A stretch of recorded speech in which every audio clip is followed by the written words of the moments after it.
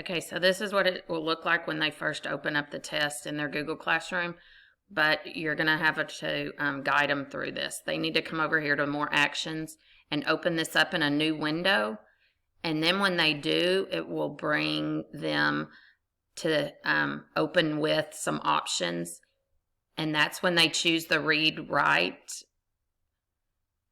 And I went in yesterday and installed all of these PDF readers, so it should automatically come up with this PDF reader, and it will read it.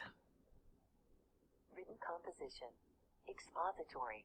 Read the following quotation. And just be sure that you kind of even go through this on your computer and show them, but let them see how they can move back and forth in between these, and they're using their piece of their test, their paper copy of the test, and that way if they need to go back into a sentence, they can go back and just have the computer read that one sentence or whatever works. But if you have any trouble, just holler. I'll be in my room, so I'm not going to be down there by y'all, but happy testing. Thanks, y'all.